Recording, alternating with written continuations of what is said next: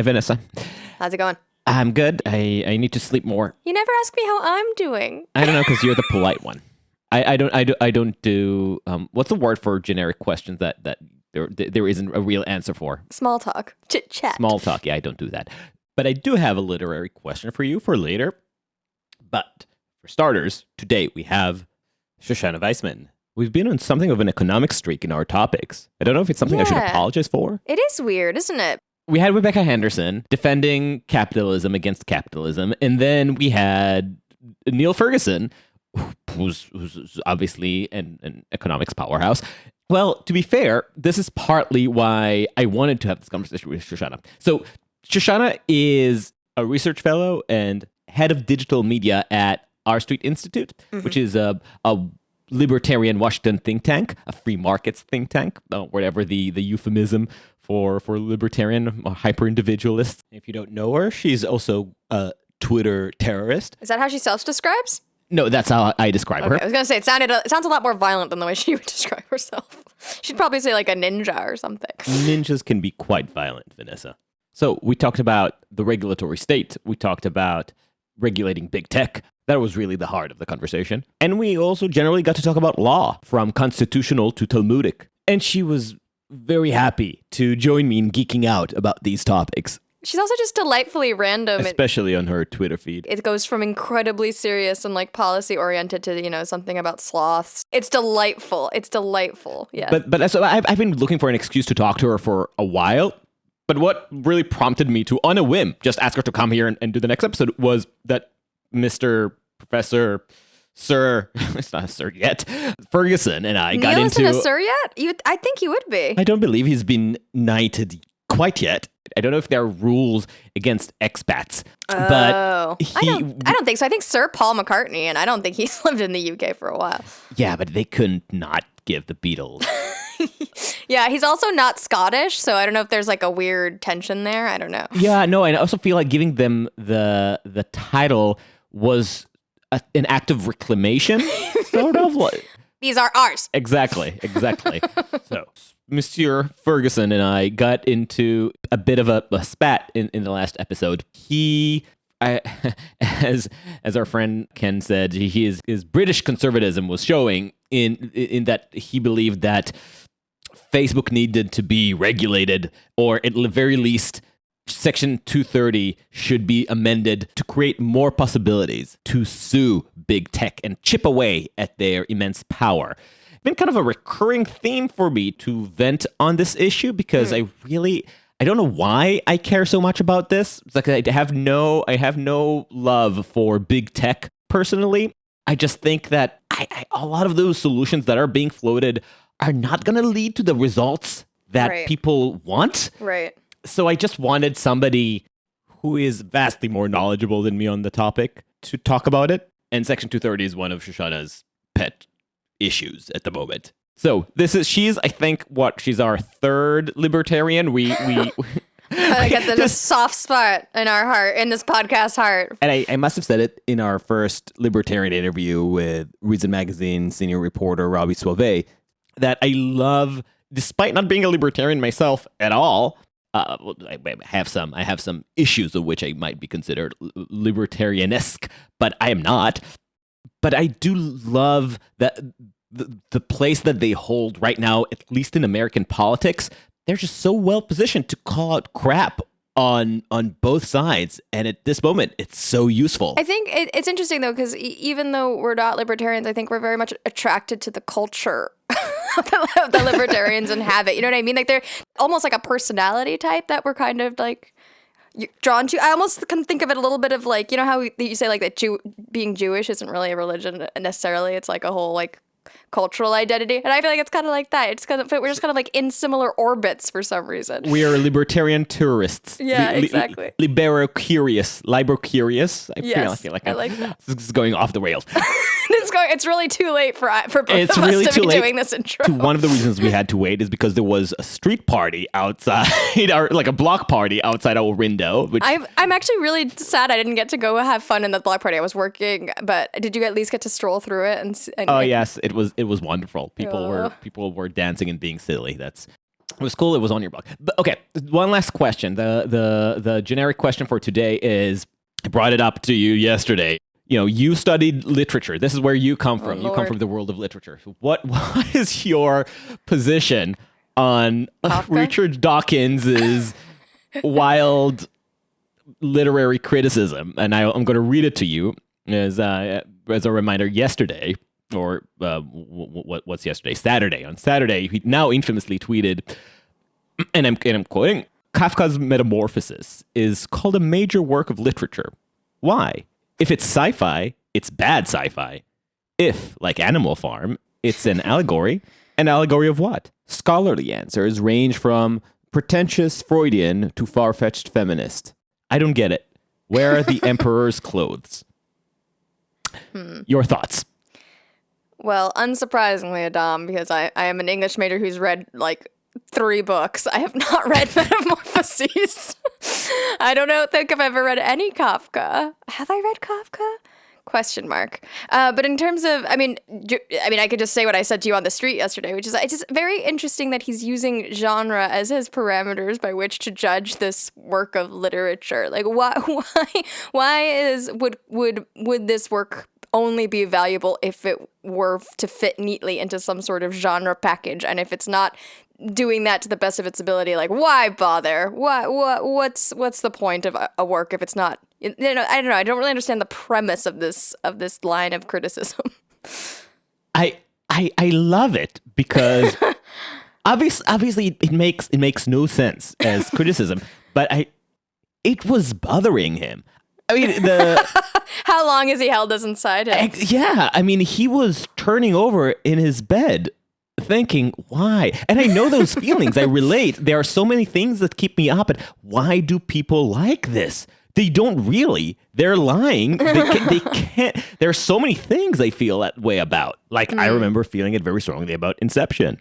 But to feel that about Kafka, I feel is much, much more of a burden to carry, because to deep down feel that Kafka is a fraud, to believe that you're the only person who knows it, or at least admits it to themselves, that's difficult. That's a burden. This reminds me of the deep cut in our Batya Ungar Sargon conversation, where she at the very, very end says, well, Shakespeare's not really any good. And we really did not have any time to actually discuss that. So we should definitely have a more literature-oriented episode to hash these things out. Oh my God, we should do a literature roundtable just about the Kafka, by which time hopefully you'll have read it.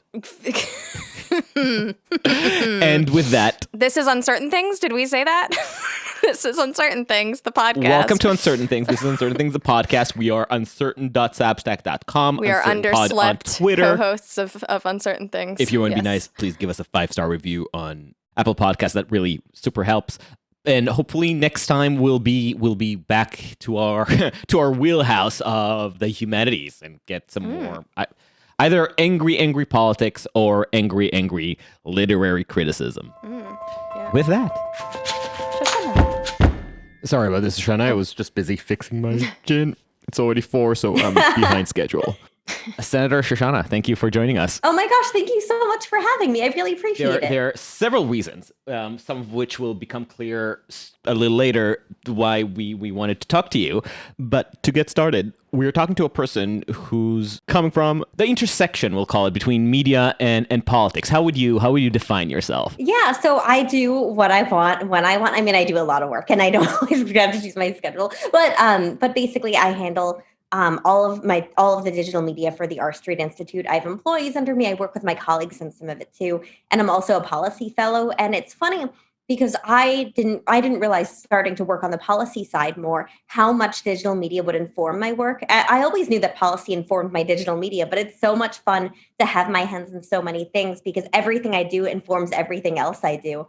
And it's just such a fun learning and growing process. And I'm very quickly bored, but never bored at my job, which is a blessing because if I'm bored, I just leave. Yeah. Which is good for your employers to know. So they just keep throwing stuff your way. So for our listeners who, in their disgrace, don't know who you are, tell us, what are your politics? Where do you come from intellectually? And how does that interplay with what you actually do? Sure. So I'm pretty libertarian. I'm not like, I mean, very few libertarians are like, let's burn it all down, no roads or bridges or anything like that. But for me, I just kind of err on the But some side of, are. yeah, for sure. But not as many as people think. A lot of us are like actually pretty interventionalist in national security, or we have our quirks depending on the policy area. But for me in particular, it's just erring on the side of liberty. That if when you're on the line, like which way to go, usually I go liberty over government intrusion, and it's just because I've seen regulations harm so many things over the years, and all different kinds of stuff. Like regulations are why we don't have carbon capture technology, and I'm like, for I believe in climate change, and for anyone who believes that climate change is a real threat, we should be wanting to do everything we can in the meantime to try to reduce and also just pull carbon out of the air. Like that's so cool to me. It's crazy that regulations stop that. Everything from that to Can you explain how they stop it? Like if we're already giving this example and actually and take it as a teaching example of somebody skeptical of the libertarian perspective. There's an easy go-to when blaming regulations, like, oh, look, there's been a pile of laws that have developed over the years, and now they're slowing down our ability to innovate in this sector that we didn't think will be that important 10 years ago, and now we're stuck because of regulation. Right. But you can still understand the initial purpose of the regulation, and maybe at the time of its writing, those rules were important or necessary. So what's your response to that, and how are we wrong? Sure. So it depends on the regulations. Sometimes a lot of regulations come from genuinely good intentions. A lot of them don't, though. But in the case of carbon capture, it's more that we don't have a regulatory framework for approval of something like that, which is sad because, like, I don't mind creating more regulations if it allows something to happen. For example, on the state level, like most people who are licensed professionals can't move to one state and just get to work. Like their license doesn't transfer. So we need a regulatory framework that allows that. So I'm totally cool when it permission, like it's like, hey, you can go do this. Everything here is pretty much the same. You can go do this. That's all good. But it bothers me with in Louisiana, it's the only state that licensed florists. There's no epidemic of harm of unlicensed floristry in any other state. But they decided they needed to license florists. And this is a good example of a regulation that wasn't well intended. It's the only goal is to protect licensed florists. So this is actually what got me into regulatory reform to begin with, because before I was, I guess, more into social issues and other stuff. But when I was in college, I heard the story of Sandy Meadows. She was an elderly widow who had never had to provide for herself before. She lived in Louisiana and she knew how to arrange flowers. So she took the floristry exam, which at the time was both a written and an arrangement exam. She failed multiple times. And it wasn't her fault. The pass rate for the florist exam was lower than it was for the bar exam. So it was easier to become a lawyer than a florist in Louisiana. And that tells you everything about like the real intentions there. It wasn't health or safety. It was licensed florists didn't want other people to work. So she ended up working for a grocery and they loved her. Like her clients loved her. She was safe. There were no issues. But the government found out that she was an unlicensed florist and they told the grocery, hey, if she keeps working here, we're going to have to shut you down. So they had to let her go. And when she died from natural causes, she was in poverty. And it killed me to know that like government took away this woman's life, what she was making of her life, her potential and opportunity, just because she didn't have a license to do something that in no other state you need a license for. And even when this went through the courts, the government was asked to justify this license. And they said, well, what if there's infected dirt? They never said what it would be infected with. Or what if, I think one of the ones was, what if a bride is walking down the aisle and she falls and the stem is too sharp and it hurts her? But these were never things that had happened. They're not things that happen in other states. And the judge accepted it because unfortunately, even though under the Constitution are unenumerated rights that aren't written down, but we still have because it's like, hey, we have all the rights. We don't have just the few rights written down. Like that's what the Ninth Amendment says. And there's a provision in the 14th Amendment that says, hey, yes, this, but also for the states. But courts often ignore that and they just apply the rational basis test, which is literally just if government can think of a reason that this might exist, like then it's upheld.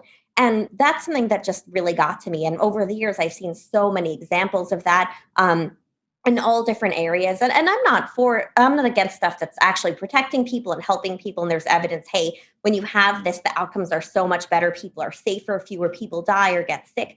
I'm always open there. I just want to make sure that it's the lowest reasonable barrier that protects the same thing.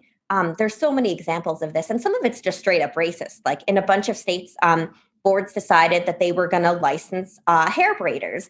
In some cases, that wasn't even written in the statute. And they're like, hey, we're just going to regulate this now. And it was to stop African hair braiders immigrants who came here knew very well how to do like intricate braiding that like I would have no idea how to do. And they would have to go to a cosmetology school, never learn how to braid hair in the school in order to be allowed to braid hair. There's so much stuff like that. And it's just, I hate seeing us hurt people instead of help people, because for me, if government's going to get involved, it has to do something good, not stop liberty. So your intuition is that a lot of the requirements for licensing comes from legislators being captured by parochial or guild interests, right? Exactly. So how do you draw the line? Obviously, certain occupations need licensing. We need a bar exam. I assume maybe you disagree. But let's take the lower hanging fruit, which is obviously doctors. Okay, so I would love, as a ignorant member of the public, to be able to trust a certain certificate telling me which doctors are frauds and which aren't. Sure. But there are still problems with the barriers. And this is something that I wrote about recently. I'm sure that you guys have heard stories about immigrant doctors who are here and they can't work. They can't, their qualifications are greater. Even maybe they're a little bit below what our doctors are, but they can't do anything in the medical profession.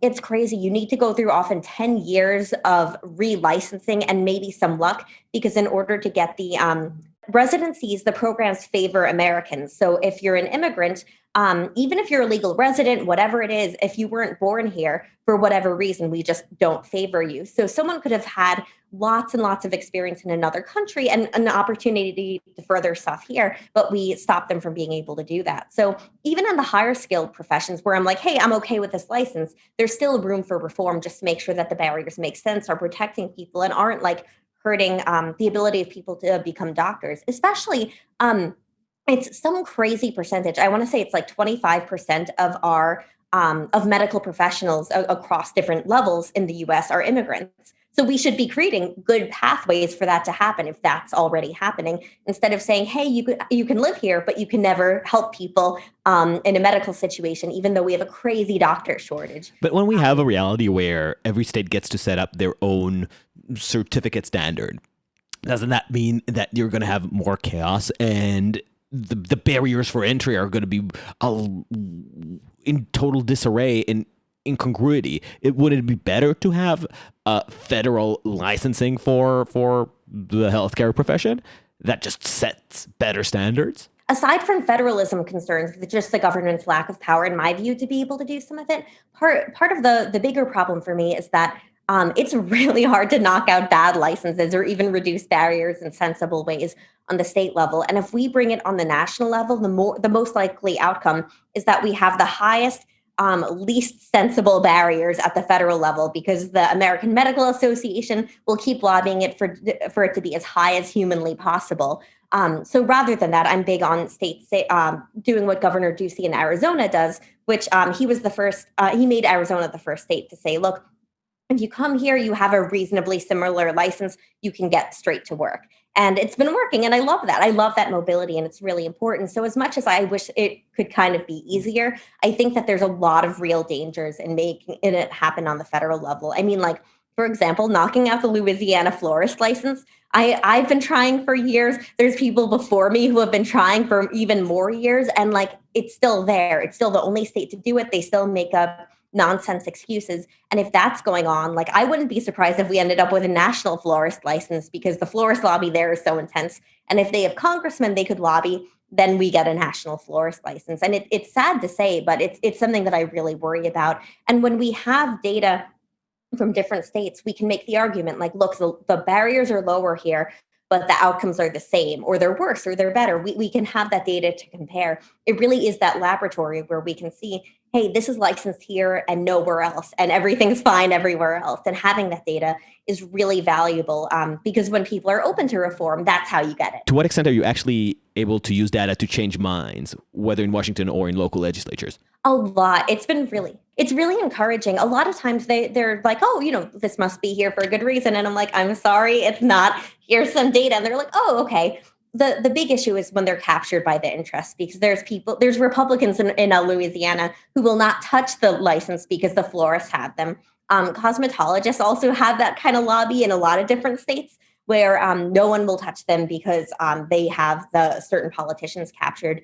But as far as people who are like genuinely good people and open-minded, a lot of times you can talk to them and be like, look, I know you're concerned about this, but here's data and here's here's other logic, here's more stuff you can look at that shows, and they'll be totally open to it. And those are my favorite kind of legislators, the ones who are like, show me some nerd stuff and let me make sure that this wouldn't hurt anyone, or that maybe even a lower barrier would actually be better in certain cases. I love those kind of legislators, and they're all over. It's just, it's good to get to them before some of the lobbies do. You'd think that you'd think that these different states would be looking at this as like a competitive advantage to attract more people. I mean, I've been thinking a lot about this with the pandemic, because people, at least of the quote unquote creative class, are moving a lot at this moment, and so cities and states are kind of having to compete with each other. Maybe this is slightly different because, I don't know, maybe you're more focused on like different types of jobs that are maybe less about like remote work and more like you actually have to be embedded in the community. But either way, you'd think that states would be putting on their hats of like, how do I attract like capable, competent workers to drive industry in my state, right? So that's Governor Ducey's perspective, and it's why I'm such a big fan of him, because he's very data driven. We'll disagree here and there, but he thinks about it that way. But not every politician does. In certain cases, they're better off caving to lobbies, and it's the path of least resistance. They can get campaign donations or other things out of it. Or they can do a phony, oh, look, I'm making people safe, like by harming lots of other people, and it's not even making people safe stuff. So it just depends on the politician and their incentives. But that is definitely a growing force. And it's been really cool to see, because the first two states to have models like this, Arizona's was better, but now there's actually better models out there, which is great. But then the second was Pennsylvania, which is a bluer state, and the governor's a blue guy, Governor Tom Wolf. And I'm like, yay, this is great. Like, I don't want this to be partisan. I want everyone to look at this and say, how can we attract people, make life easier for people? So there's definitely a lot of politicians looking at it that way, but there's other politicians who are like, well, my friends at whatever lobby. And I'm like, oh my gosh, like, leave me alone. So to sum it up in big picture, it's because it's a point that we come back to often on this pod, especially when we bring the libertarian crowd. One of the criticisms against libertarianism is that you're going to foster social Darwinism, right, which will result in corporate dystopia and robber barons ruling our lives. But what you're pointing out is that there's a more immediate danger of corporate cronyism when corporations can capture government regulators. Yeah, and actually, I have a really great example just up that alley. So one of them is years ago, and I just saw an update about it, which is why I have this in mind. In New Jersey, there were various PetSmarts where they were killing dogs. Like, no one could figure out why, but like dogs would go in for a grooming and they would come out super sick or dead sometimes. And the consumers were like, what the heck? So the legislature was like, oh, well, we're going to create a dog grooming license. And PetSmart was like, yes, create a dog grooming license. Of course, they can afford it. The age limit was going to be 18. So your neighbor kid who sometimes watches your dog, that would be illegal. But PetSmart, who had been murdering dogs, could easily get licenses for all their people. Like, that wouldn't be an issue for them. Thankfully, it didn't go through, but I was just horrified by that. And recently, I saw that some prosecutions went through, like the courts actually working it out. I think they found the people doing it. But PetSmart took no accountability. It had been going on for years. After I wrote a piece about it back in 2018, after that were the incidents that were like going through the court system. And I'm just horrified that they would do something like that. And if those are the people controlling the regulations and saying, oh, no, regulate us, like, that tells you everything you need to know. And that same kind of dynamic happens across industry and across regulatory type. And it's not to say it's always the case. Sometimes, like, they are worried about things and there's earnest intentions, and maybe even they are lobbying for good regulations. But it's always important to be skeptical and try to figure out, is there a bigger reason? How would these regulations work? Who would they keep out? Because regulations are always going to keep out people. And sometimes that's okay. We just want to make sure, like, wait, who are they keeping out? Would this regulation have stopped this issue? And having a license to groom dogs wouldn't stop. Like, lots of normal people groom dogs and don't kill them. It was just some sadistic people, of course. Some people groom dogs and don't kill them. Right. Like, it drives me up a wall to see people say, oh, but health and safety. I'm like, no, this is PetSmart being the worst. You're already alluding to the main topic of conversation that I want to get to. But before that, getting into conversations with people who are a little more to the left of me, some of them on the podcast, actually with people to the right of me, about this idea of regulating big tech. When you see Mark Zuckerberg prostrating himself before Congress saying, please regulate me. And in fact, if you're spending time on Twitter or Instagram, you'll see ads from Facebook, again, begging for government regulations. And somewhat similarly, there's this headline that I keep coming back to that blew my mind. I think it was either New York Magazine or something like that from a very liberal pro-antitrust perspective. Pro-antitrust. Pro-antitrust, yeah. And it was something like, even Jeff Bezos is saying that it's time to raise corporate taxes. And the article was obviously claiming to come from a pro-worker lefty perspective. But with all of those cases, when the heads of the corporations are begging for this type of policy, maybe it should give you pause that perhaps, just perhaps, those regulations won't lead to the results that you're hoping for. So this keeps blowing my mind, but we're going to come back to this. So this was just a little Garcia Marquezian journey in time into future conversations. But I want to roll back a little bit about you and ask... I'm glad that we got to talk a little bit about licensing reform, because I know it's your pet issue, and it's interestingly one of the areas where you can actually offer us some practical ways of making the world a little bit better. And often we forget, even though our podcast is called Everything is Broken, Now What? We forget to get to the now what part of it. So I'm glad we got that out of the way. But now to the dark stuff. So first of all, the darkest question of all. How did you become a libertarian? Too much Ayn Rand in college? So I know this is going to sound really peak and really dorky, but I've just personal responsibility has always been a really big thing for me. I kind of had to grow up fast for a lot of reasons, between medical issues and like home life issues. I just always had to be an adult. So I was kind of always more responsible than people. And I hated in school being punished for stuff when I was the only one who did the right thing. And I'm like, well, that's not fair. So little things like that. And also just wait, like what? Why would you be punished for doing the right thing? Like, what is just because they would punish the class. And like, I see. Yeah, and even though I was only, there was one time I always remember, and it's so dorky, but in kindergarten, they're like, okay, you all sit down for the movie and you all get popcorn and like applesauce or something. And I remember everyone stood up and I was really upset. I'm like, I can't see the movie. I'm the only one sitting down. And also I'm really short. And then like they rewarded me for it. And I'm like, that felt nice, because like a lot of times I do the right thing and people don't notice. Like, that's nice. So personal responsibility has always been just like a dorky thing I've been into. Wait, but that was not a problem of personal responsibility. That was insufficient enforcement. Bad regulatory framework. Like the regulation was good. Everybody needs to sit down, but they needed to enforce it. Oh yeah, but like they did. They ended up enforcing it, and then the other kids learned, like, okay, we have to listen to the teacher. And I'm like, I was already listening, and I'm rewarded for listening to the teacher. I see. Yeah. So stuff like that. Also, this is really dorky, but I've always been really interested in Torah law, like more so than any part of Judaism. I just love learning about law and like why it works as it does. So I would always be kind of bored, like by the yeah, I know this is really dorky, by the community aspects of Judaism, but really into like, me too. Why did God say this? Like, I love learning like why God says stuff and like all that. Like, I got really into it. So I love law, and I love like due process in law. I once found a substantive due process in Torah via a Rabbi Sachs op-ed. And my friend was like, Shoshana, you need to log off. Like, you're getting too dorky. But I've always been into just like figuring out why things work as they do. And when I got really sick when I was 13, I would watch the news all day.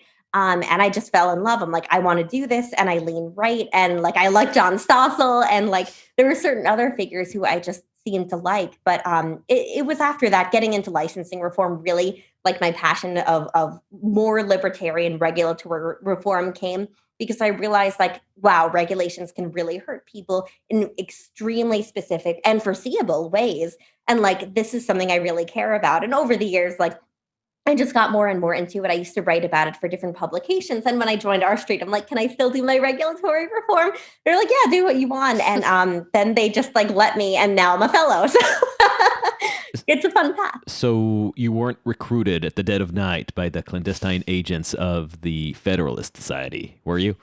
No, but I have been a member since I was 16 by choice, because I'm like, oh, wow, there's people debating law. Like, this is fun.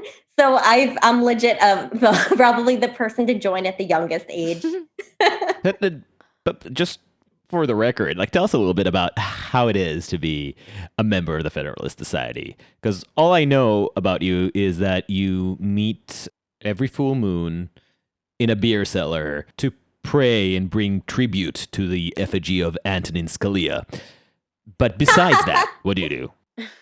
That's really funny. No, so we don't do it on the full moon. We actually do it during the day because people suspect less. Uh-huh.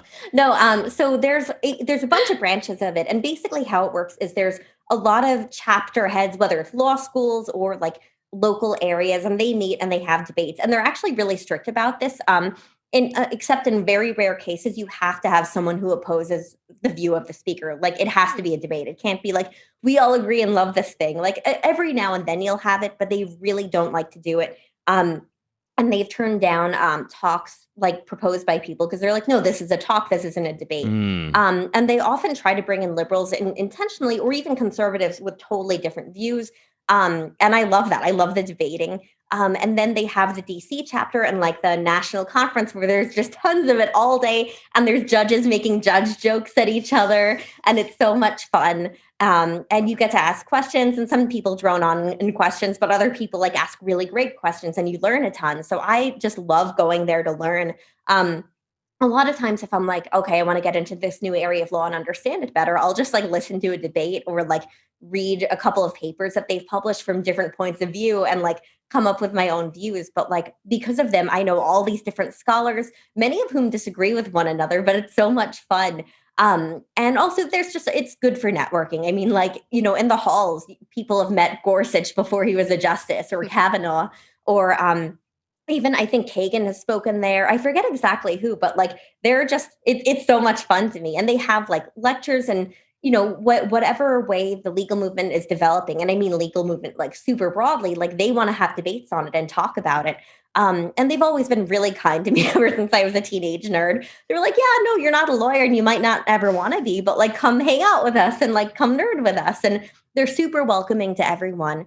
And that's one thing that always bothers me when like people are like, oh, you wouldn't ever have us there. They're like, you can literally register online. We're not going to be like, oh, you can't come because you work here. It's like, no, come like debate and talk with us and bring up points that like our speakers haven't discussed. Like, I just honestly love it. And it's so much fun. And even though the members lean libertarian and conservative for the most part, there's definitely people who don't.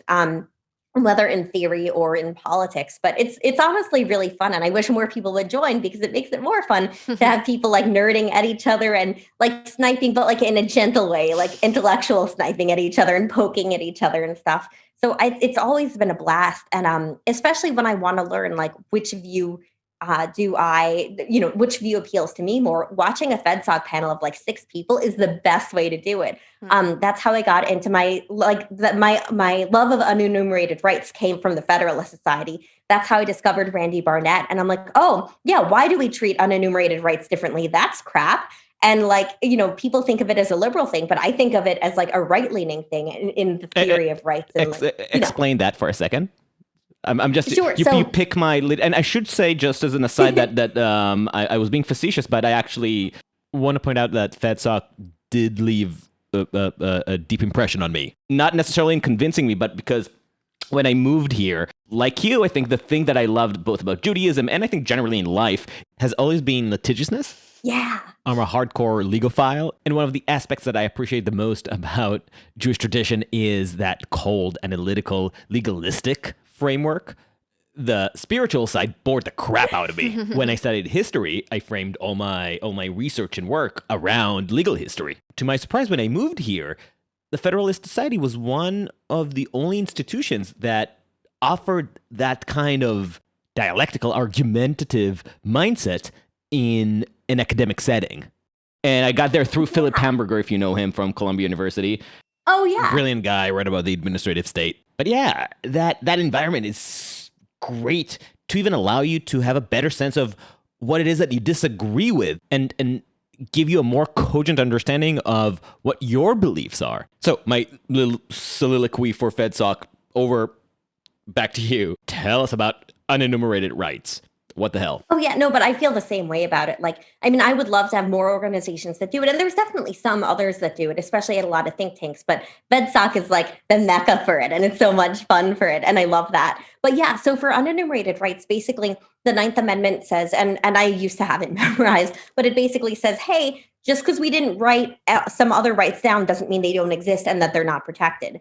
But for some reason over the years, courts were like, okay, so we're just going to pretend we're blind when it comes to rights that aren't written down. And like, that is literally the opposite of what the Ninth Amendment says. And the 14th Amendment is kind of the same thing for the states under the Privileges or Immunities Clause, essentially the same kind of thing. So Randy Barnett's view and the people who believe in something called judicial engagement are like, hey, it said not to ignore unenumerated rights that aren't written down. So we shouldn't be ignoring them and we shouldn't be protecting them less for like no reason. And the theory boils down to that, like, you err on the side of liberty to protect rights because, you know, we can limit speech rights in certain cases or, you know, Second Amendment rights. There's all rights have limits.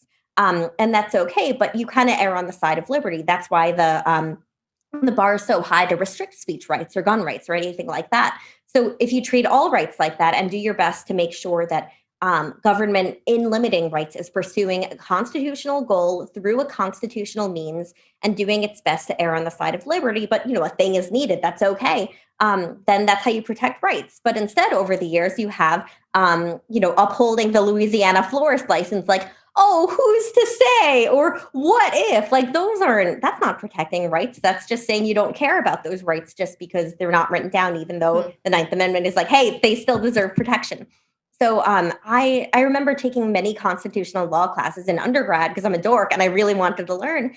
And I just couldn't make sense of it. And I tried, but I'm like, why are we treating this like this? Why are these tests different? Like, what's the uniting theory? And then hearing Randy Barnett speak at, it was back in the 2012 FedSoc convention. I'm like, oh, we should treat them all the same. Like, yeah, that makes a lot more sense to me because, like, yeah, he's right about the Ninth Amendment and all this. So I'm a big dork. I actually got to, I figured out that Gorsuch was an unenumerated rights fan through certain things he was saying.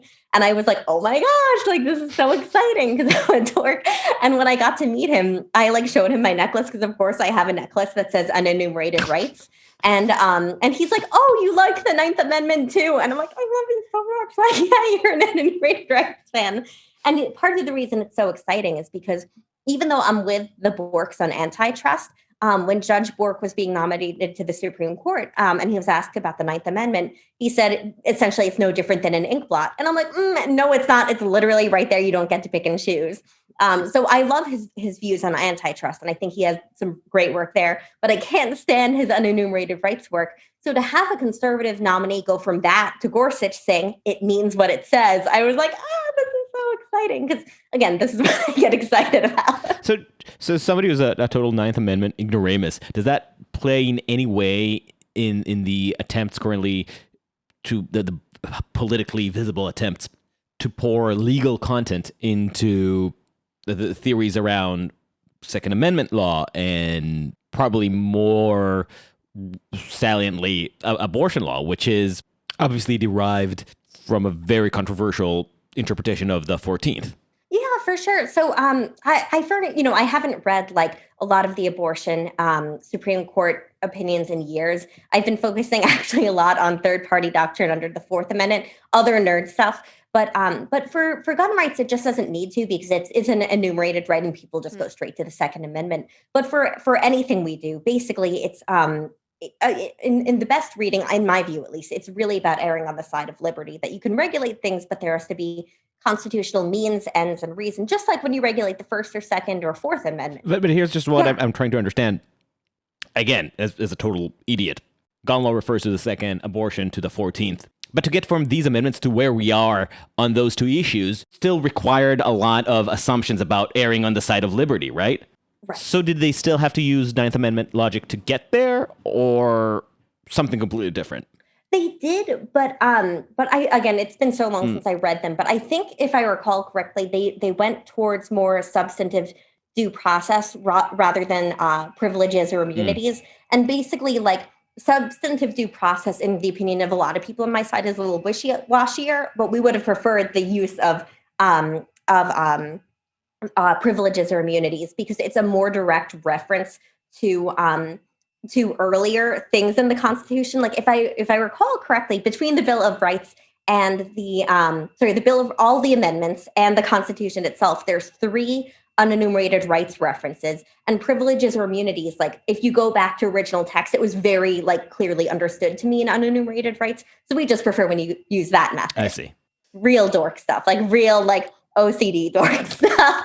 So if I can try to translate it back to idiot speak, there are different parts of the Bill of Rights that call for different tools of analysis. And while 2nd and 14th have their own interpretive tradition, unenumerated right is another.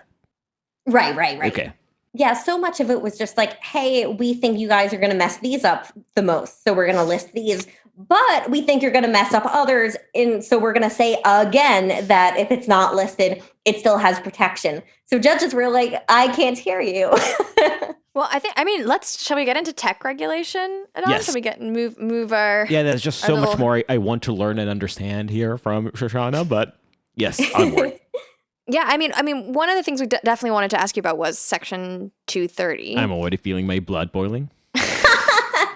No, I think just to start, I think, so for me, like even before coming into this conversation, Adaam and I were like, because I'm not as plugged into all of this as Adaam is for his work. And so I have heard the word Section 230 and I have a vague understanding that it has to do with tech and free speech, but that's kind of all I knew before Adaam prepped me for this question. For say others who have perhaps only been experiencing it via osmosis, would you mind just, first of all, just explaining what it is and what's at stake and what the questions are that it brings up?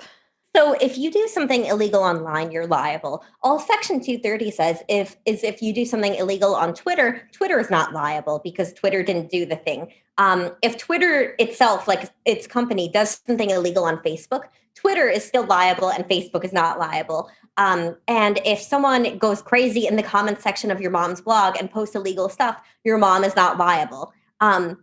And the reason it actually started was because if you know the movie The Wolf of Wall Street, it's actually kind of all because of them.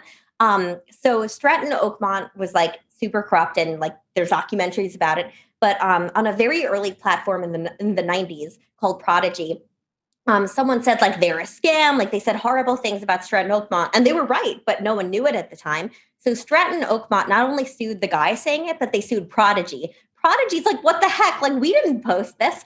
And they're like, well, you said you moderate and you keep your stuff family friendly. That's not family friendly.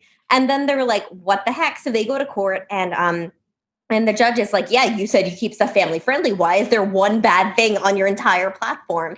And so thankfully Stratton Oakmont didn't want money. They just wanted the comment taken down.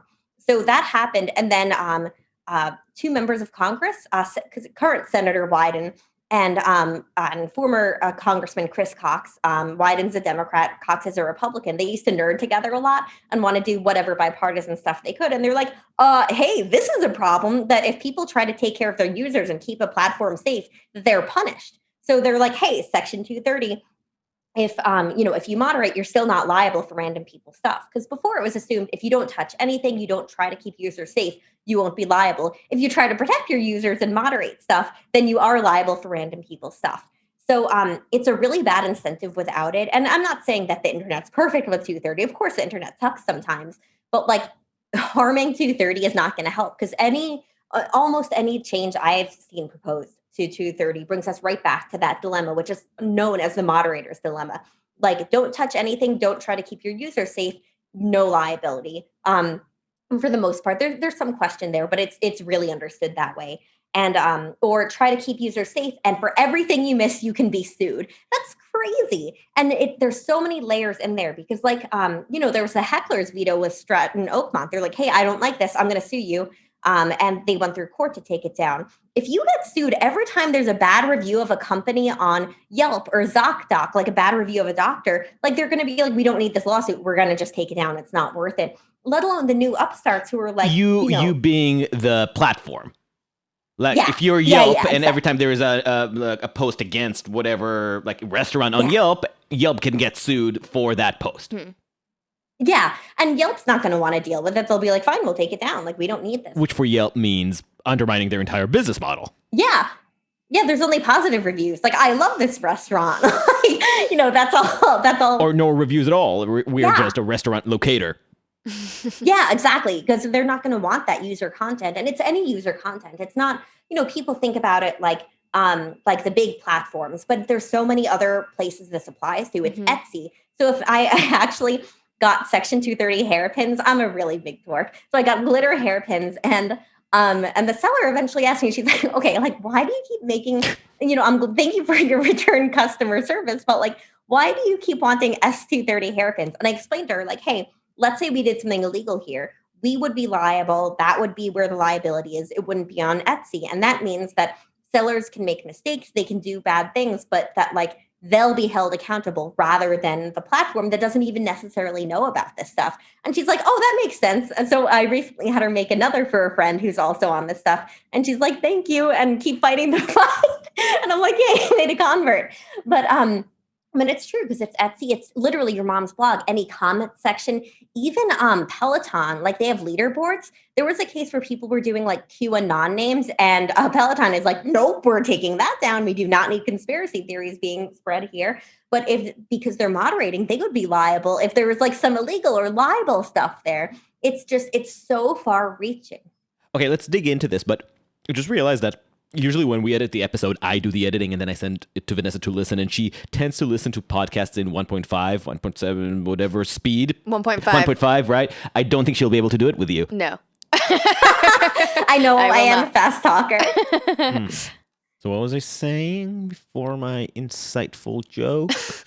Yes. Okay. So the consequences of having had this liability, the liability that existed by default before Section 230, essentially, was, on one hand, you're liable if somebody is posting crazy, shitty things on your platform, but at the same time, you can potentially be liable to your decisions to remove or not remove things, because everything on the platform is your editorial responsibility. You're responsible for something that got posted, but also potentially you're also responsible for your decision to remove content. Right. And the reason that this distinction is important is that's what allows the current push for reforming 230 to gain bipartisan support.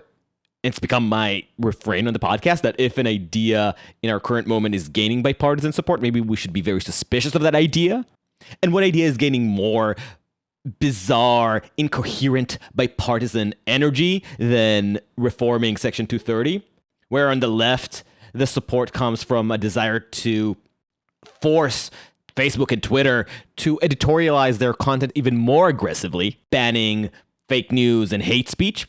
And on the right, it's about government enjoining platforms from taking down content in the name of, viewpoint diversity. You don't get to kick Trump off the platform while you still have Biden on, or you don't get to ban InfoWars while you still have the New York Times. Yeah, no, you're exactly right. And it's so I would break it down a little further. You're totally right about that. The right's like, hey, don't take our content down, and the left is like, take down more content. But then you also have this like protect the children stuff, like, oh, you're not protecting the children enough, and if there's like one piece of bad anti-children content on your platform, then you lose 230 liability. And then I'm like, well, yeah, then they just won't moderate. And then there's going to be lots of that. So that's not helping anyone. And that comes from the right a lot of times. And on the left, there's some people saying, well, our content's being taken down a bunch too. It's like, well, one, on the top level, you have to realize that moderation is hard.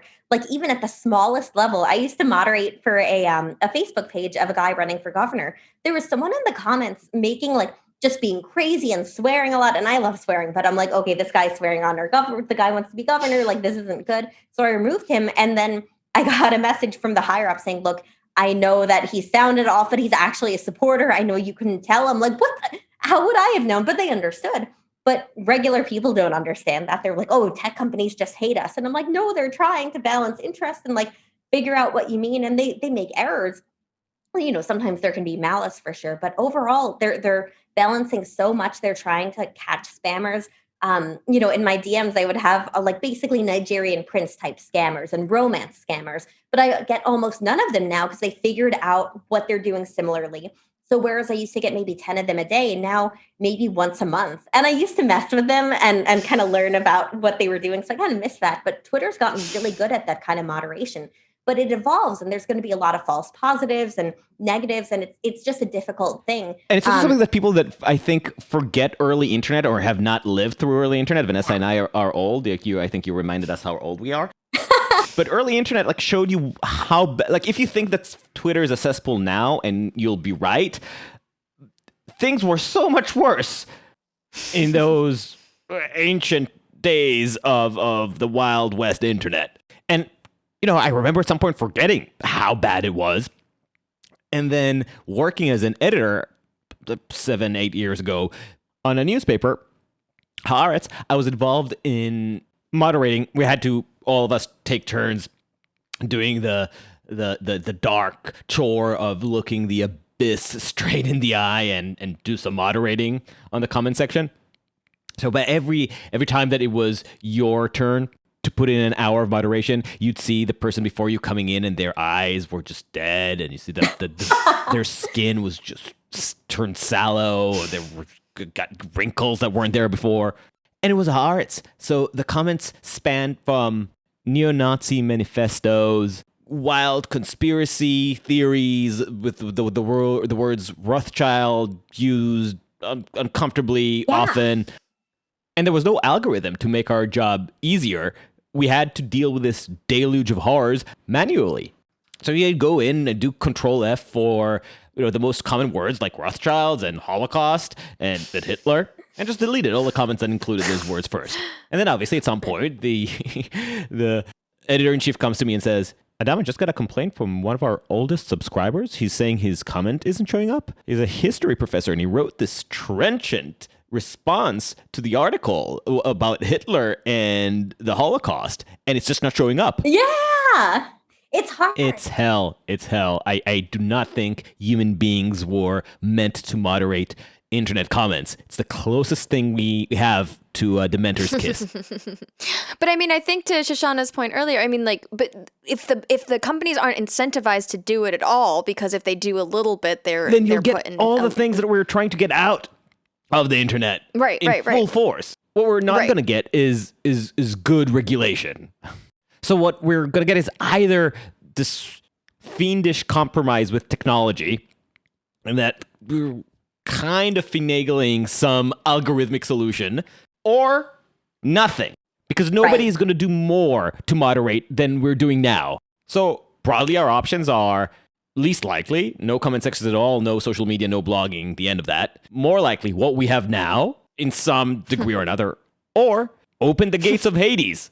Exactly. And I wish everyone who talks about this policy had spent like a month moderating anything, because they would understand the problem so much better. And it's hard. There's even been studies about this where like experienced moderators who are known to be good at their jobs will make different decisions depending on the moderator. And it's understandable.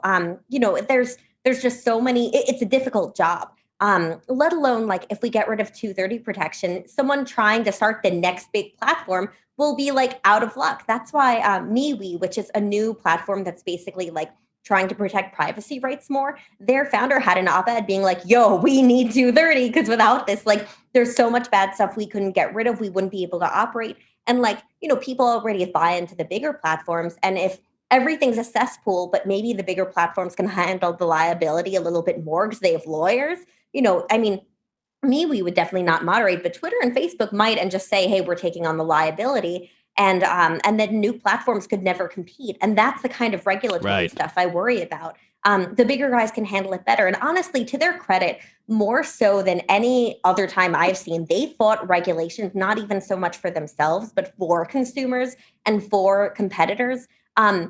It was killing me because in one of the last hearings, Jack was citing a paper by one of my favorite scholars about like his idea of protocols over platforms, and all that means. This is Jack Dorsey, Twitter's Jack Dorsey. Yeah, sorry, yeah, the Twitter. You're just first name basis. It's okay. Yeah, Jack. No, he's liked like 3 of my tweets ever, so we're basically best friends. But he had the protocol over platform ideas, basically like, how you can get plugins for Google Chrome that do different things. You can change your text to Comic Sans. You can have your Ebates plugin and get coupons, or you can have none of that if you don't do a lot of online shopping and you don't care what font it is. it's that kind of concept where like moderation could be like, hey, I want more of this, I don't want this. And you put users in charge. You still need, moderation, and you still need some higher up people. But it's a really cool idea, and it's something that I think is worthwhile in a lot of cases. Of course, nobody asked him about it. It was just all the same question, demonizing them. And the politicians are just so unserious about it. There's exceptions for sure, but most of them just aren't serious, and they want to turn them into punching bags. Well, these companies, to their credit, for the most part, and for a long time, have been like fighting regulations and fighting harming 230 so that other platforms can start up and so that they can better serve consumers. You don't often see that. Usually you're like, oh no, regulate us, and like, put in regulations that are going to stop any competitor. And eventually I kind of understand why some of them are going to give in, because it makes them look so bad to oppose regulations when people don't understand what's going on. But it's really, it just really sucks, because Twitter like outdid MySpace, and MySpace isn't even much of a thing anymore. And Tom just travels the world taking photos. Like, he doesn't run his platform anymore because it wasn't good and people didn't like it anymore. Like, I want, like, if Twitter succeeds, cool. If it fails, cool. Like, I don't really care. I mean, like, it sucks for me a little because I have a lot of followers, but I'll go to another platform if people use it more. But I want those platforms to have that chance, rather than us saying, you're going to have to take on all this liability for stuff you don't even know about or you didn't even realize is there. That's just not personal responsibility, and it's not like a good precedent to set, and it's not how law should work. But instead, you have all these politicians pushing it because it's an easy lie for constituents, or because they don't understand how it works and they're not talking to experts, and that's really frustrating. Before we got on this call, Adaam asked me, so are you pro tech regulation or against? And I was like, well, I think in theory, I am pro tech regulation on the condition. I think I was waving a knife while I said that also. On the condition that the people putting forth the regulation understand how tech works and understand the ramifications of the proposals that they're putting forward. If that were the case, then yes, I would be pro tech regulation. And so my question for you is, to what extent is there correlation between like understanding of the potential effects of proposals that have been put forth so far? And is there any way we can, if that gap is wide, is there any way we can bring that closer together? So a big part of the problem is that there's not a lot of incentive to understand it, because if you yell at big tech and you show your constituents, you're going to get donations and you're going to get support because it's just an easy punching bag. There's real exceptions like that. Like Ben Sass has been amazing on this. He like asks real questions and he's thoughtful about it, and he doesn't push bad ideas. Or Ron Wyden, who, created Section 230. He's like, hey guys, this is still a good idea. Like, this is still how things work. This is still how incentives work. And he's been there doing good stuff. There's others too. Those are just top of mind. There's other people who are quieter because they're like, I'm not part of this mess. I'm not going to get involved. But most like Ted Cruz. Yeah. Oh yeah. Like, he's been super quiet, but there's a lot of the loudest voices like Cruz and like Hawley are just, they know that if they yell about big tech, they'll get lots and lots of attention. And that's where the incentives are. Just, in the same way that getting rid of 230 recreates the incentives of the moderator's dilemma, having 230 creates the nicest punching bag for politicians who don't really care about policy outcomes and care more about just yelling at people. And some people, I think, misunderstand the law. Like, I don't want to say that all politicians are bad. I think some of them are just, bad at their job. Yeah, sometimes they're bad at their job, for sure. And there are, like, one of the things that I think is under talked about, like privacy regulation, especially when we have the possibility of a 50-state patchwork of privacy regulation and some real privacy problems. I'm very open to federal privacy regulation there. And a lot of the same scholars who want to protect 230 are very open there. But when it comes to 230, most politicians are not pursuing goals that can be solved by amending 230. A lot of times they want to fix the First Amendment. They're like, oh, you're not moderating in an exact equal way. Well, you're not neutral. One, 230 doesn't require neutrality. Two, the ability not to be neutral that's the First Amendment. They're angry at the First Amendment, not at 230. And it's frustrating, but I try to remind them, like, hey, you don't like the First Amendment. It's not about 230, guys. Like, and amusingly, those are the same people who will really understand or pretend to understand the difference between equality of opportunity and equality of outcome. Oh, yeah. But they conveniently abandon this commitment when it comes to speech. Conservatives really like to harp on this point when it comes to inequalities between racial groups or between men and women. They'll then cork their head, shrug, and say, well, equality of opportunity doesn't mean equality of outcome. But then apparently they have an amnesia when equality of opportunity comes for their speech. Get the fuck out of here. Okay. Vented enough. Let's try to be fair now with both sides in their criticism of 230. Let's steel man them for a second. As you may know, we just had a conversation with Neil Ferguson. Yeah. And when I wasn't melting at his dulcet Scottish accent, I was arguing with him about the future of Section 230. So while I disagree with him, I think he does make the most persuasive argument from the right. So let's start there. In his view, we need more power to be able to get at big tech. Right now, they're enjoying unprecedented impunity. We need to create at least some structure of liability to bring them down to size. And it's actually funny because Neil and I got into a bit of a misunderstanding. He, to make his case, he referred to even the Supreme Court has been talking about social media as the new town square, which was a reference to a Kennedy opinion from a few years ago. But I thought he was referring to the more recent Justice Thomas comments in his bizarre tirade a few weeks ago, which I found bizarre. I don't know what you think. I'm with you. Oh my gosh, I was so mad. So he used that reference that what he saw as a consensus in even the Supreme Court, that social media being the new town square, as implying that social media therefore needs to be held to a higher standard of accountability. And the fact that we are unable to chip away at their power right now, that they're so impregnable legally, is a huge problem for democracy. And we're already seeing how big tech is abusing its role as the public square. It silenced the lab leak hypothesis until it didn't. It silences conservative views that it has deemed hateful and inciting. And tomorrow, the views that Facebook and Twitter consider hateful and inciting might be things that today we take for granted. And given that, again, I'm trying to steelman Neil, it is incumbent on us to use the tools available to make some cracks in the legal wall that protects big tech. At the moment, the available spade bit is amending Section 230, and in doing so, opening up a possibility for lawsuits.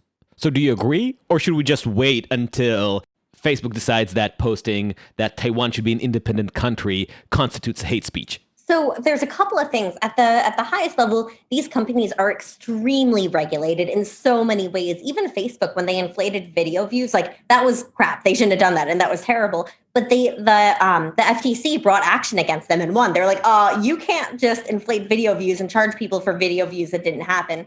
So when this is from a consumer-minded perspective, right? This is not about speech. This is not about being the public square or the First Amendment. But we should never think about it that way, because imagine government having control over speech. We wouldn't be allowed to say stuff against the government anywhere on the internet. Like, that's a way bigger threat in so many cases. And we've seen government do stuff like that, like from, cracking down on communist speech. Like, yeah, I'm not communist, but also like, I'm not for persecuting people for being wrong, in my view, or having different opinions. So there's a way bigger danger there. Also, Trump had violated the terms of service of all these platforms so many times that, like, yeah, I mean, it kind of sucks when you can't view the president's stuff. And I think they it should be up to the platform to decide. But they allowed him so much extra privilege there that, like, to me, the argument that, like, oh, it was just arbitrary is like, no, he violated it lots of times. Right. But it goes beyond him violating the terms of service, right? The cliche response, which has some merit to it, is they kick off Trump, but they keep on Iran's Ayatollah, or they keep other accounts that propagate anti-Semitism or calls for violence. One example that stuck with me is, I brought it up in our interview with Nadav. Right. I mentioned that I interviewed for a story that I worked on once, internet freedom activist from Ethiopia who collected hundreds of videos from around the country of people calling for genocide. Not only calling for genocide, but actually giving specific information of in which neighborhoods should the genocide be commenced. And she brought it to Facebook and said, look, all of this is happening under your noses. And Facebook responded, sorry, we can't catch these videos because we don't understand the language. So sure, part of it is that Facebook is biased to being hypervigilant to American politics and to some extent China, but much more reckless with the rest of the world. Sure. This certainly is a problem that goes beyond Trump blatantly violated the terms of service and was therefore justifiably kicked out. But part of the issue too is that when it comes to other countries, it shouldn't be an issue here, but it's becoming one, there's soft power questions that if you allow the Ayatollah to stay up, maybe then the citizens of Iran have some more access to a democratizing force. And it's a balance, and I don't know where the line should be. I'm terrible at foreign policy personally. Like, it's not something that I would know where to draw the line, but there are real questions when it comes to law enforcement, when it comes to, how we treat other countries or how companies treat other countries, even our country. Another good example here is that one of the largest platforms had told me that a lot of times, and it's not an infrequent occurrence, that one agency of government will say, this content is dangerous, take it down. It's dangerous. This shouldn't be on here. And they're like, okay. Then another agency would say, why did you take that down? We were monitoring that. Like, how are they supposed to know? And there's a lot of different kind of interests. So in certain countries, there was actually a really great New York Times piece about Clubhouse with this, that it's harder for oppressing countries to moderate and to keep an eye on dissidents, basically, because it's audio based, it doesn't record, so they can't go back through hours and hours, and they can't even always figure out who's talking, like who really is talking, and that it's become a really great liberalizing force because of it, because people can say things that they might not otherwise have been able to say. Oh, I've heard that before. Yeah, and it's difficult. I'm saying it dourly because I remember the same kind of hopeful sentiments around the Arab Spring. Oh yeah, and it'll change. And they were saying that it's beginning to change, and that they're dedicating more people to looking at it. But because these countries, the oppressive governments get to determine what companies are allowed there, these companies have to determine, is it good? I mean, there's lots of, of course. Making money is one consideration, but another consideration genuinely is, will, even with these limits, is it still better and a more liberalizing force? And will they get more freedom by having this, or will it do more harm than good? So I think a lot of times that plays in. And one thing too is that I don't even think the US government has decided the way it thinks about it. So if it hasn't decided and we don't have something to go by there, they have to figure out their own levels of those kinds of questions. And in the US, if a president is kicked off, we shouldn't have to worry that a platform will be targeted by the government, but we're starting to have to worry about that. And that freaks me out. I know it's not unique. Like in the past, in history, stuff like this has happened before in the United States, but I don't want to have to live in a country where if the president's kicked off, that the company doesn't get to exist anymore. That's really freaky to me, because those are the questions they're dealing with in Iran and in China and stuff like that. So I think there's a lot of levels of consideration too. There's also definitely like subjective questions. And I'm not saying they make every decision even-handedly, but part of it too, they're being pressured by Republicans for regulation and Democrats for regulation, and they're trying to keep their platforms as open as possible. So because of that pressure, they're going to make decisions according to that. Without that pressure, I genuinely don't know what they would have done. If they weren't in the middle of all these regulation debates, I don't know how it would have gone, because it's easy to make one argument or the other. And I think each side would make one argument or the other, but it puts them in a really bad place of when it comes to moderation. Facebook's going through this now. And even just from like a philosophical standpoint, like I'm not sure the best answer. Sometimes I think leaving the bad stuff up is the best answer, because it's sometimes better that bad stuff is out in the open, but other times when bad stuff is out in the open, it gains more followers. But is it really gaining more followers, or would it have gone somewhere dark and it would still have the same followers, just in a darker place that we couldn't find it as easily? These are really difficult questions. And I think that lack of data, lack of studying it, lack of agreement from all different kinds of parties is something that's really difficult. And I wish that it would be a little bit easier of a question, but it's something where I don't know the answer of what the best way is. But I'm far more concerned that government is going to say, you disagree with us, we're going to target you, than, hey, we're kicking some people off our platform in an arbitrary way. So that's your response. And actually, I think I agree with, I'm going to put it at somewhere between 68 to 78% of what you said. let's take the liberal argument at its strongest, and let's not talk about hate speech, because I think hate speech is such a canard right now for the left, and I can't even take it seriously in the way that it's being used right now. But some of the better arguments is like there is an effect of psychological radicalization that's inherent to the way that these platforms are built. It's in their internal logic to radicalize. We talked about this with Rebecca Henderson from Harvard Business School and with a few others. The damage that these platforms cause because of the way that they're designed to our public discourse, to our ability to judge fact, to our ability to communicate with each other and have healthy disagreements is utterly devastating. So is this something that we should just tolerate? Such harm to our polity? Shouldn't government have some ability to protect against and counteract such a malignant influence that is manifestly injurious to the stability of our political system and to the sanity of our public? So overall, I tend to disagree broadly. And the reason is actually even dorkier than maybe other things I've said. But I watch a lot of Turner Classic Movies, and it's been interesting for me to watch movies, especially from the 60s and 50s, about politics at the time and how it was perceived. And it's a lot of the same stuff. You know, there wasn't social media, but there were incentives for politicians to go out there and call each other horrible, horrible things to gain supporters. Like the Manchurian Candidate has a lot of that in there, and like how it aids the enemy and stuff. I was shocked genuinely shocked how much of that was in there and how bad the incentives were then.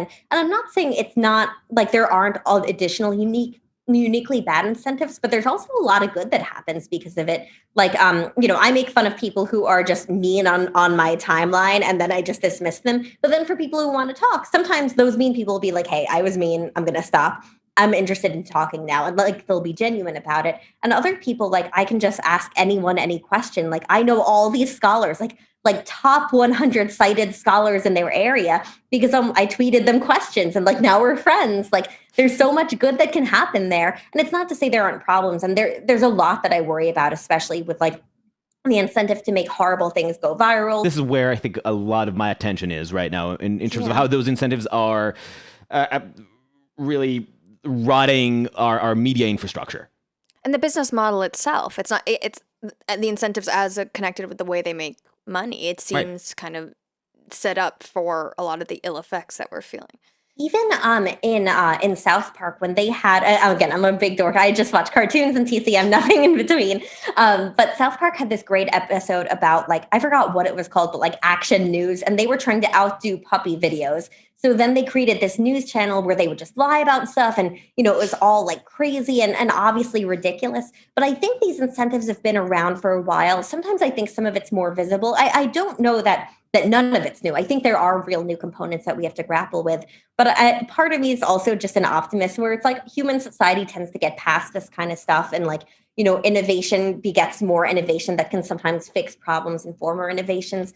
But, we used to live in a country where people would just call each other, like politicians would call each other horrible things in like the 17 and 1800s. I forget what it was, but like some like just crazy like stuff that even by today's standards, we're like, what? Like, if you go back and read some of that stuff, it's really crazy. But there is more incentive to do it today in certain ways and to raise money. And there's scale. I think the scale is unprecedented. And and the consequences of that to our psyche and to our ability to interface with reality is enormous. I really worry about underestimating just how different the scale is to our ability to communicate as a society.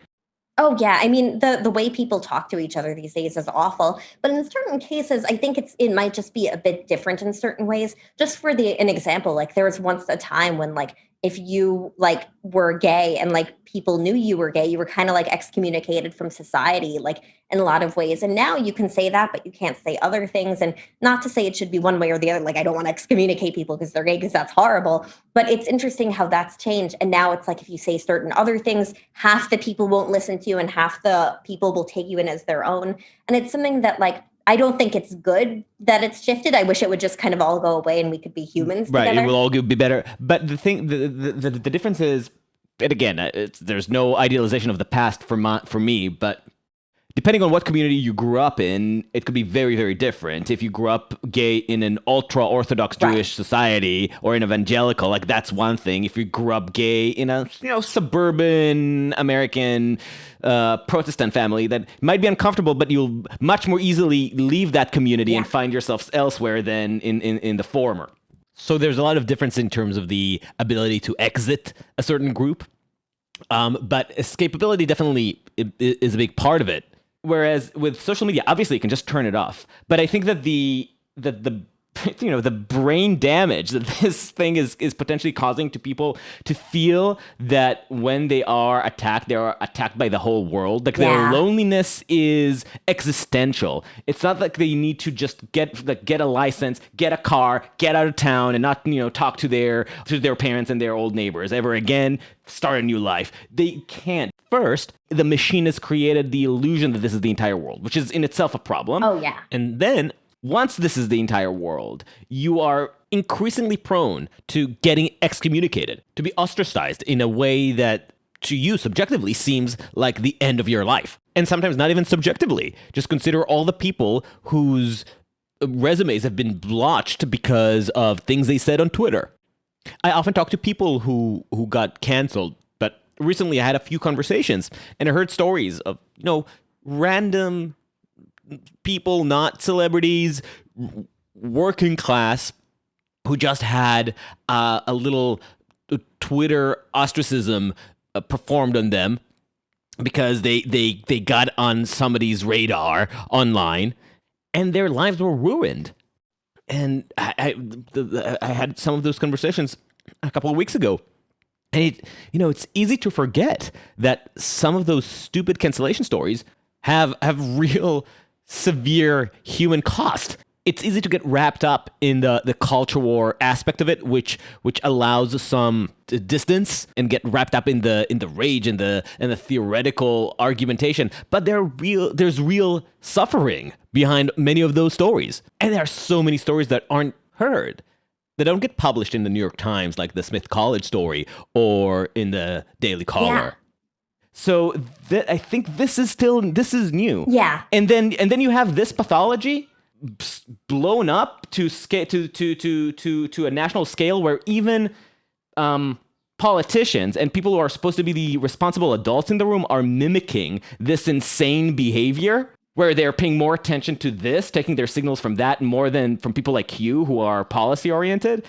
I think this cyclonic effect is truly destructive, and it can't be brushed away by saying the next technology will solve it.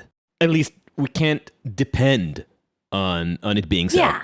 You might be able to tell I'm not a tech optimist. It's funny. I totally get where you're coming from. And there's definitely days when I'm like, oh, Lord, like what next? Or like, well, I'm seeing this now. And I'm not saying that it'll all definitely go away, but I think that there is some of it will. I think that there's certain trade-offs. One thing, too, is like, it's interesting, but like how, so the internet's like on the good side of discourse. It's done stuff like if you have mental illness, you can talk about it and find your people and find people who understand. Whereas people with mental illness used to be like, oh, get over it, or, oh, it's just you. But between that and even like autoimmune diseases, that's one area where it's been night and day since social media really got off its feet. I used to, it took me 20 doctors to get an endometriosis diagnosis. Some of them said, you're lying, go to the mall, you're making it up, you just want to get out of school. I was a straight A student. Like, why would I want to get out of school? Like, I was like, no, I want to go to school. I'm just really, really, really sick. And they didn't believe me. But now finding doctors is so much easier, not only because of online communities, but through like ZocDoc. A lot of times I'll see reviews saying, hey, he didn't listen to a thing I said. If you have fibromyalgia, like I have a bunch of diseases. I'm fine. I just have a bunch of diseases. These like, don't go here. But I found doctors so much easier and faster. I talk about it online and people message me like, hey, I'm having these symptoms. Like, is this what you had? And I'll be like, I'm not a doctor, but it might be worth seeing this kind of doctor, checking out this kind of stuff. Here's some resources. Whereas when, it started for me, I just had a hope that my mom's friends like knew some stuff about it and that, Google was there, but the real community wasn't yet. And there's, whether it's stuff like that, or even kids who just kind of feel alone, being able to find people who like the same stuff they do. So I'm an optimist because of all that stuff. Not to say that there's not a lot of bad stuff also coming with it, but I kind of think it's moving in the right direction. But there's real stuff we have to consider. One tiny thing is like, I get alerts about my screen time, little things like that, and I think there's good things like that we can embrace. That's a very Tristan Harris approach. Yeah, but I feel like there's like little things that can grow and that we can do better with more social media to get us offline. Like I love all trails, and people leave reviews like, hey, there's a windstorm yesterday. There's supposed to be one again tomorrow. So if you're hiking tomorrow, know this. I was chased by bears on a trail. Like you should know this because this trail, there might be bears who chase you.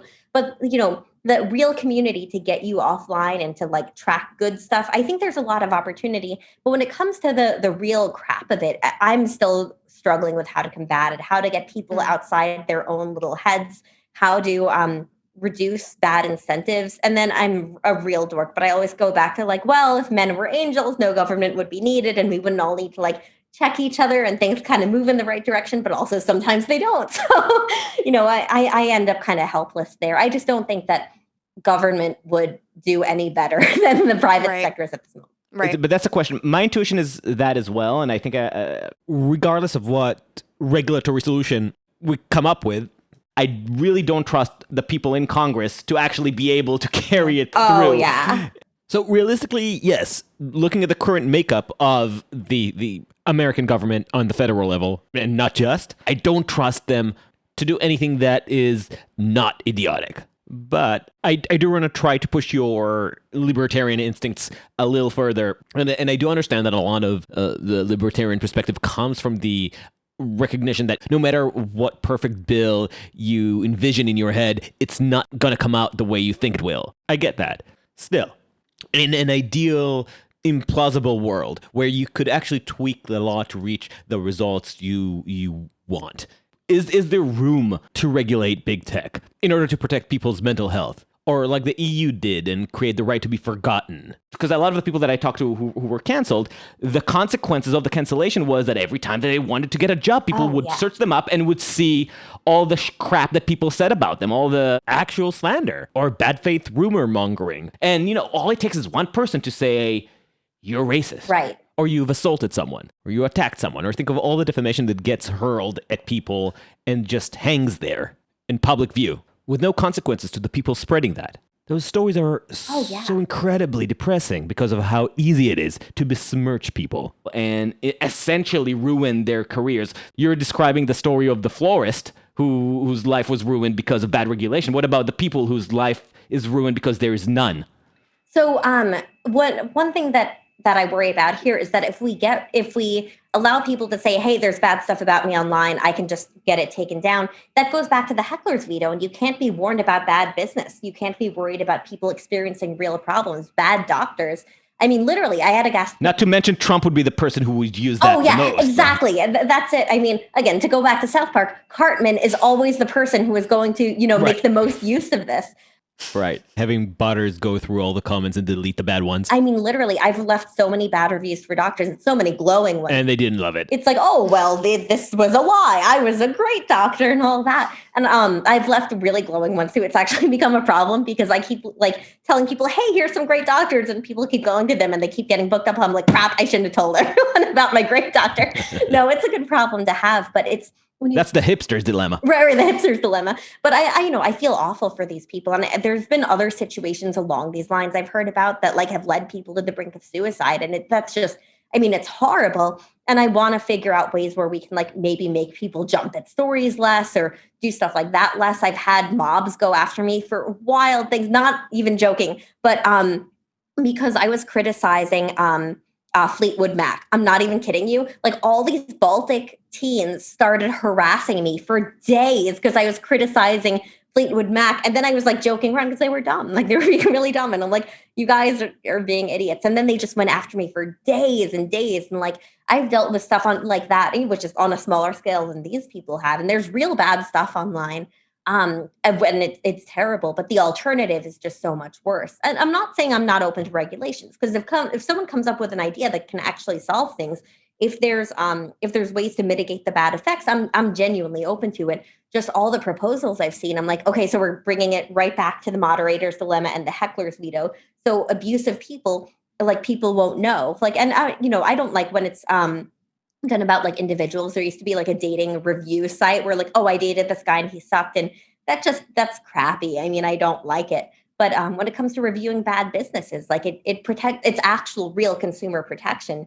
And more often than not, that stuff does real good rather than harm. So just 1 second on that Fleetwood Mac thing. That's just nuts. Like, what were their like, just total tangent, but what were their like hashtags? Was it like Mac attack or something? Like, did they like rally behind something? It was so strange. Genuinely couldn't figure out how they were finding each other. But one woman clued me in that a lot of them were not teens. Like, it would be from one person tweeting on 1 million accounts because they have no life. Oh my goodness. And just like, just who like to drag people online. And they even got this professor involved trying to get me in trouble at work. And I'm like, you're a professor flipping out over like me making a dumb joke. Like, oh my gosh.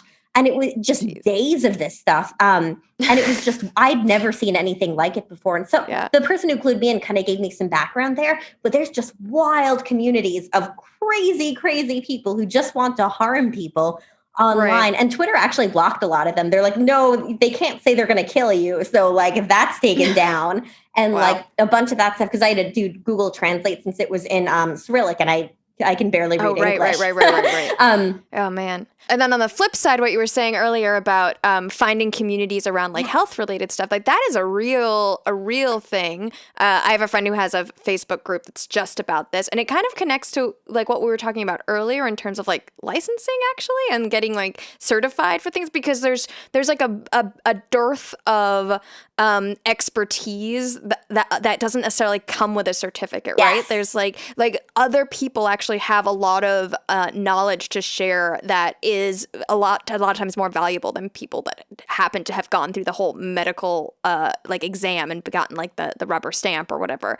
And so that is a really interesting alternate use case of why social media is so powerful, because it connects people and you're able to have those kinds of conversations that allow for a different type of knowledge sharing and validation of what is an authority. Exactly. That's such a great point, Vanessa. I was also just, it made me think that your point about connecting this to the question of licensing, because you can see how, whether it's from journalism or you know the think tank world in the world of politics, but there in many other fields, you can see how this is creating a lot of distress in the gilded communities. Guild from guild, not gold. And there's so much, or I guess both. It's so much visceral reaction sometimes when people have their alternative groups of expertise that do not rely on people who went through the proper channels. Oh, yeah. And this can actually, it's funny to even bring it to Section 230. This can happen because of Section 230. Could you imagine the liability if Twitter could be sued by me giving medical advice online? Like they would be like, Shoshana, stop giving medical advice. Like you can't help people anymore because like this is way too much liability. Well, for me, I'm like, yeah, see a doctor and do this, but here's stuff that's helped me, consider, talk to your doctor about it. But like, here are medical things that I had to go through because of symptoms that are really similar to yours. Or like see a doctor or try the supplement because omega-3 did this for me, or gelatin for my joints, like all these different things. But, and there's a value in licensing, but there's also a value in the stuff outside that, like stuff I learned about my diet. Like I apparently was putting on 20 pounds because of cauliflower and chickpeas. Like who would have thought? But I did this thing called Viome, and I was at a loss. I'm like, let me just try something because I can't lose weight no matter what I'm doing. And I'm like, whoa, like 20 pounds gone because I cut out a few vegetables. And like everyone thinks vegetables are healthy, and they are, but for some people you can have food sensitivities that are really real. But if Twitter didn't have immunity, I could, they could be sued for allowing people to talk about like real medical advice online. And it's, And the problem is, of course, that we can get cracks and fake medical advice. Oh yeah. But telling someone to cut out cauliflower is not going to harm someone. Like they just won't eat. Maybe they'll have broccoli instead or something. But I think there's more of the good stuff than the bad stuff, especially with that kind of stuff, because people are desperate for answers. And, there's idiots online spreading false stuff. But that's free speech, too. Yeah, I think now that I'm done playing devil's advocate, I largely agree with a lot of what you said, especially that I don't see any serious regulatory proposals that won't lead to worse results than what we have right now. What I disagree with you on is that the good things right now outweigh the bad. I think the bad still outweigh the good, but regulations could make it worse. Right. I can understand that. I'm just such a big tech optimist, I guess, because of all the ways it served me, like all the cool people I've gotten to meet. Like, I'm not even kidding you. Like, I'm really good at like talking to random people I want to meet. So like on what's it called? On Project Runway, the fashion show. I'm also a big seamstress. And there was this one model and I just loved her style. So I found her on MySpace when I was a teenager and I'm like, hi, I think you're really cool. And we became friends. And I'm like, whoa. And then like this other pinup model I liked, she and I are friends, let alone scholars and like politicians. Like the amount of access I've had. And, my dad's a high school teacher. My mom's a massage therapist. I wasn't born into politics or anything, but I have all this access to like the coolest people who I would just want to ask questions of. Like, it's incredible to me, let alone all the medical advice that I found online. Like literally, I was getting sick all of the time. And I'm like, okay, let me Google endometriosis and getting colds all the time. They're like, that sounds like fibromyalgia. My primary care missed it for years. She's like, oh, you're having a bad season. I'm like, it's like the 40th season. Like, this isn't like an answer. And then the rheumatologist was like, yeah, you have fibromyalgia. How did no one catch that? But because of the internet and communities, I'm like, I have my diagnoses and like, I know who to go to. I found like, one doctor just found a bunch of diagnoses and he was amazing. But unless you find that really great doctor, you have to be your own advocate. And between that and my career and just hobbies, the access I have to information and to people is just unbelievable. It's something that would have never existed except for like online forums in the form of like normal forums or Twitter. But I guess it all comes down to the fact of personal responsibility, the flip side of which I guess is our privilege. And I use this word cautiously. I wrote a whole essay about privilege, so I have a very complicated relationship with the word. I have very little interest in the way that the word is used to stigmatize people or as some form of reclamation of power. But I see it as sometimes the least obvious advantages that we get in life and the responsibility to use them. Yeah. And it's not easily schemable into skin color, financial upbringing, etc. Like, I come from a very unprivileged social economic background, but I still feel incredibly privileged because I had a mom that raised me with resilience and grandparents that instilled in me the love of literature and desire for education and just a love of humanities. Those are circumstances that I did not choose for myself. I did not create for myself. And even the hardships were in some way important in my upbringing. So on all these accounts, I see myself as having won the lottery. Yeah. So a lot of the things that I'm able to cope with in life owe to those circumstances over which I had no power and for which I certainly deserve no credit. And that's my problem with some of the ways that a personal responsibility is talked about in the US. It's that it ignores that some people really don't have the mental tools to guard themselves against, say, a Twitter mob or to push themselves through hardships in school. Privilege is way too complicated and goes way too deep to be just summarized by class and in many ways I do consider myself more privileged than a lot of people who are grown up way wealthier than me. Right. But I don't think we can make headway, like serious, meaningful headway in the personal responsibility versus social responsibility question unless we take into account the holistic version of privilege. So to take us back to tech, I think that even facing that hydra of big tech, you need a lot of resilience and a lot of privilege in terms of how do you tune out the mob? How do you relegate certain things as unimportant? How do you disconnect yourself? And just between us, like, what are you, a zillennial, a young millennial? Oh, I'm millennial. I'm 28. A young millennial, cool. So you being younger than Vanessa and myself, you have a lot more energy for social media activity. So in my case, my age, my upbringing, my psyche renders me impatient with social media. I just turn it up and I'm like, oh, fuck it. So I easily disconnect, which I think for mental health is not a bad thing. For professional advancement, maybe it is a bad thing. but draw the privilege lines wherever you will. But also, you have quite a strong social media backbone based on your present. And I do recommend for anyone who's listening, if you are on Twitter, if you have to be on Twitter, you should go to check out Senator Shoshana's account, because it will save you from cutting yourself. Thank you. I'm going to put that as my new bio.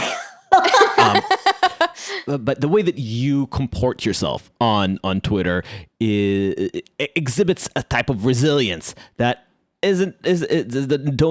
some people don't necessarily have. It's funny. I had no resilience. I had to build it because my mom was super emotionally abusive. Now we're really good friends, but she was bipolar and didn't know it. So when I was 17, I'm like, hey, I'm going to leave and never talk to you again, or you're going to seek treatment. And she finally, she did care. So she finally sought treatment, and now we have a really good relationship. But I grew up with a mom who would tell me I'm going to break your arm. What man would ever want you?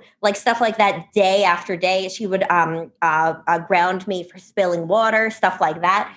So I always lived on eggshells. And then when I got really sick, I have 5 or 6, it depends how you count them, autoimmune diseases, plus a lot of fallout diseases. So doctors didn't believe me. And I'm like, okay, either I die and never have a life, whether I'm actually dead or I don't have a life to live, or I have to learn to be a really good advocate for myself. So those experiences turn me into who I am. But it's, they're definitely bigger blessings than curses by any measure. Exactly. Yeah. Oh, yeah. Yeah. But it's crazy how that kind of privilege can come from all different kinds of things. And it's funny. It's why I'm very against cushioning the rooms too much for kids, because we want them to have a little, bumps and scrapes here and there, just so that they can build resilience. But not to say they have to have the exact same upbringing, but different upbringings and different experiences and hardships, I think, build us stronger. But oddly enough, 100%. I grew up very timid and shy, and I always like talking with adults about philosophy since the time I was a kid.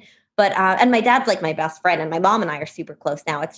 It's a weird upbringing that brought me here, and I'm so grateful for it. But it's funny, to see how some of that stuff benefits me.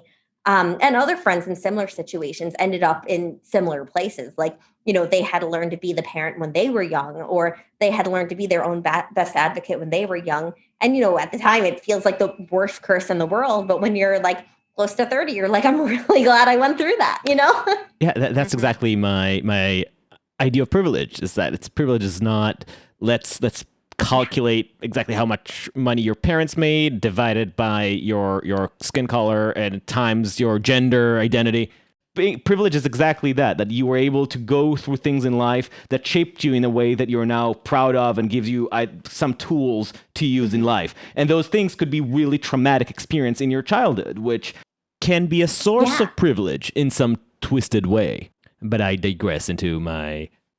pet topic of the shallowness of the American mind sometimes on issue, or it's not necessarily shallowness, it's the pragmatical nature, which can be amazing, the pragmatic nature of the American mind. And then sometimes it becomes excruciatingly tedious when it turns into, let's try to quantify exactly how much privilege you have. I get the desire for certainty, though. I think we all kind of want certainty beyond what's possible in those calculations, so we can have a quick and easy answer. I know I desire them far more than they're available sometimes. But I think it's about overcoming those instincts and knowing that life isn't black and white and there's many shades of gray and colors. There's even this great line about that in Law and Order where I don't remember their names, but one of the guys said to one of the girl cops, you taught me to see all this in between area that I never thought existed. I always saw it was right or wrong, black and white. There's so much in between. And I think humans just struggle with that generally. I don't know if we've ever done better with it at any time than another. And that's kind of where I get to maybe it's conceit of the present to think that it's worse or better now than it ever was. But it's living in that gray, it's hard at first, but I think once you embrace it, it's a really fun place to live. That's such a great note to end on. Yeah, great final line for the Uncertain Things podcast. Let's just sit in this uncertainty and love it. Shoshana, thank you so much. Yeah, thank you so much for joining us. Oh my gosh, it's my pleasure. Thank you. Thank you for listening to Uncertain Things. Follow us on uncertain.substack.com or wherever you get your podcasts. We are Uncertain Pod on the social media. Share us with your friends and enemies. And if you're feeling generous, give us a 5-star rating on Apple Podcasts. And until next time, stay sane. Oh, yeah. I'm very big on the college is often a scam train. Like 70% of the time. I feel like 30%, I get it. But even then, it's overpriced.